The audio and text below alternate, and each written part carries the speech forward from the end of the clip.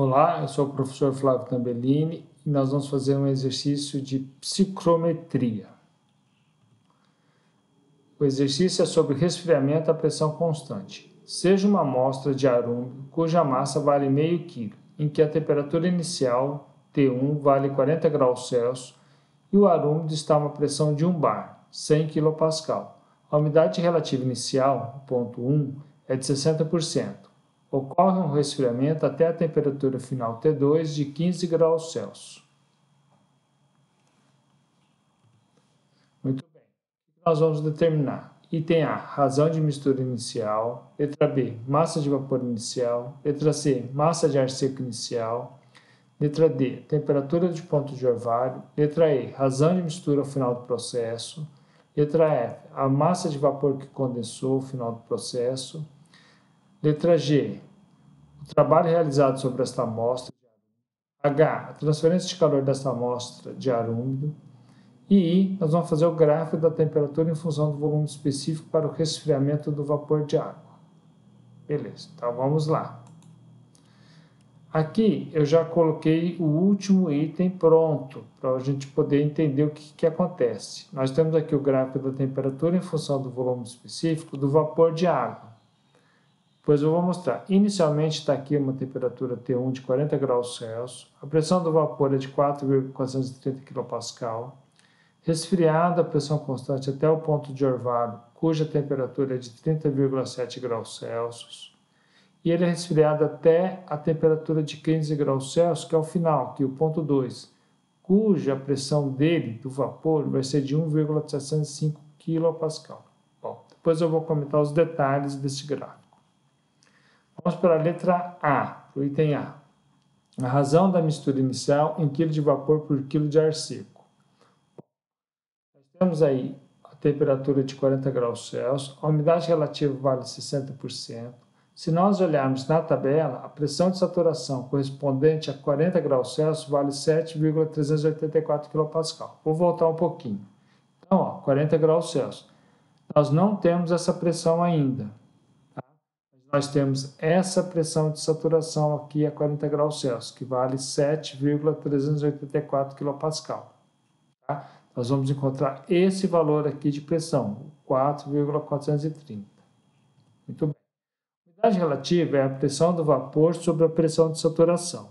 Então, nós temos a umidade relativa, a pressão de saturação, a gente encontra a pressão do vapor, que vai ser de 4,430 kPa. A pressão do vapor, a pressão parcial do vapor, mais a pressão parcial do ar seco é igual a 100 kPa. Então, a pressão do ar seco vai ser de 95,57 kPa. A razão de mistura é dada por essa fórmula, A razão de mistura, na verdade, é massa de ar sobre massa de vapor, que usando a equação dos gases ideais, dá para trabalhar na forma de pressão aqui. Então, substituindo os valores, a gente vai achar uma razão de mistura de 0,02883 kg de vapor por quilo de ar seco. Letra B, a massa de vapor inicial. A razão de mistura é a massa de vapor sobre a massa de ar seco. A massa de ar não vai mudar, ela continua sempre do mesmo jeito. Tá? A massa de ar mais a massa de vapor na condição 1 é igual à massa da mistura. E a massa de ar seco é a massa da mistura menos a massa de vapor. Substituindo aqui nessa equação, no denominador, rearranjando os termos, nós vamos ter a massa de vapor em função da massa da mistura e da razão de mistura. Substituindo os valores, nós vamos achar um valor de massa de vapor, na condição inicial, de 0,01401 kg. Consequentemente, a massa de ar vai ser a massa da mistura, que é meio quilo, menos a massa de vapor, que vai dar 0,48599. Então, aí nós temos a massa de ar seco inicial do item C. Tá? No item D, temperatura de ponto de orvalho. Muito bem. Nós temos que a pressão do vapor é 4,430 kPa. Isso vai corresponder à temperatura de saturação. Então, nós temos que entrar na tabela da água, olhar para cada temperatura, entre que valores vai estar esse 4,430. Então, vai estar entre 4,246 e 4,496. O 4,246 corresponde a uma temperatura de saturação de 30 graus Celsius e o 4,496 é uma temperatura de 31 graus Celsius. Interpolando, nós vamos achar uma temperatura de ponto de orvalho de 30,7 graus Celsius. Beleza? Item E. A razão de mistura ao final do processo. Então, está aqui o gráfico novamente. Saiu do ponto 1, encontramos a temperatura do ponto de orvalho e vai chegar aqui até o ponto 2. No ponto 2, a pressão do vapor vai ser essa aqui. Quando o ar úmido resfria, fica abaixo do ponto de orvalho, ou do vapor no caso, ele fica na condição de saturado. Tá? Ou seja, 100%, a umidade relativa vai ser 100%. Então, nós vamos ter que a pressão do vapor, mas a pressão do ar seco é igual a 100. Essa aqui é a pressão do vapor, a pressão do ar seco vai ser 98,295. A pressão do ar seco aumenta e a pressão do vapor diminui, mas a pressão da mistura permanece constante. No caso aqui, 100 kPa. A gente consegue determinar a razão de mistura final, que é 0,01079, tá? É quilo de vapor por quilo de ar seco. E aí nós vamos determinar na letra F a massa de vapor que condensou ao final do processo. Então nós temos aqui a fórmula da razão de mistura em função das pressões. Substituindo os valores, nós vamos ter uma razão de mistura de 0,01079 kg de vapor por quilo de ar seco. Temos aqui a massa de vapor na condição 1, a massa de ar seco é a mesma, 0,48599 kg, e a massa total vale meio quilo. A razão de mistura é a massa de vapor sobre a massa de ar seco. Tendo a massa de ar seco e a razão de mistura, a gente consegue determinar a massa de vapor na condição 2, que dá 0,005244 kg. A massa de condensado é a massa de vapor inicial menos a massa de vapor final, vai ser o 0,01401 menos 0,005244, que vai dar 0,008766 kg. Então, essa é a massa de vapor que se tornou líquida, né? Que condensou. Então, na letra G, o trabalho realizado sobre esta amostra de ar úmido. Processo a pressão constante. Trabalho, pressão vezes variação de volume. Volume da condição 1. Vamos usar as condições do ar. Nós pegamos os dados do ar na condição inicial e a gente acha o volume inicial de 0,4568 metro cúbico.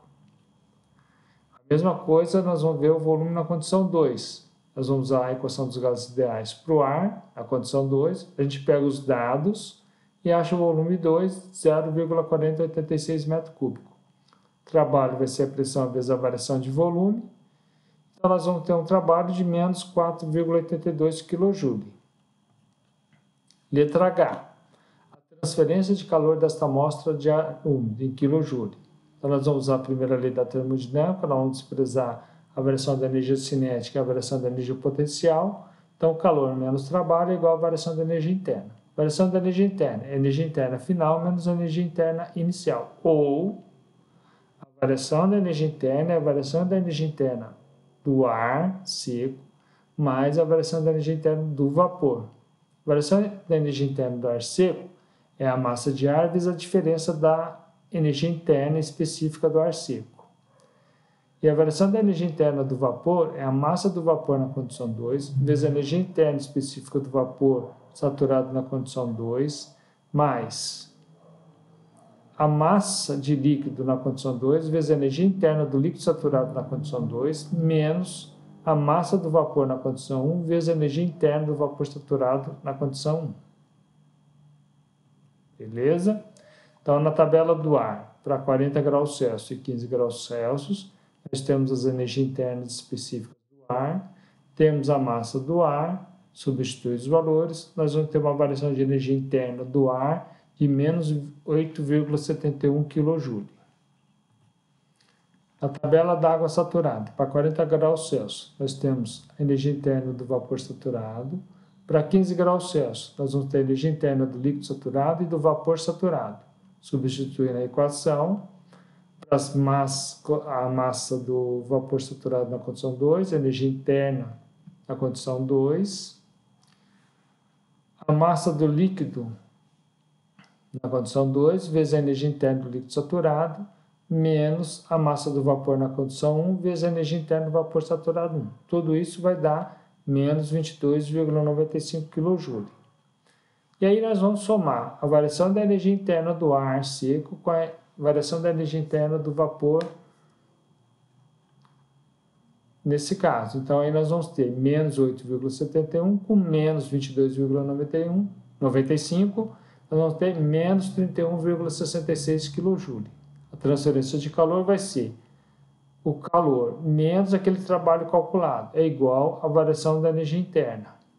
Então, fazendo a conta, nós vamos ter que a taxa de transferência de calor é igual a menos que a taxa não, que a transferência de calor é de menos 36,48 kJ. Beleza? E por último, o gráfico da temperatura em função do volume específico para o resfriamento do vapor de água. Aquilo que já tinha sido colocado no início para vocês poderem entender. Então, nós temos aqui a temperatura de 40 graus Celsius, a pressão de saturação, 7,384 kPa, para a umidade relativa de 60%, a pressão do vapor vai ser 4,430 kPa, vai ser resfriado até 15 graus Celsius. Então, quando ele chegar a 30,7 graus Celsius, o vapor começa a condensar, que vai ser a temperatura do ponto de orvalho, ok? Então, é só isso. Muito obrigado. Um grande abraço.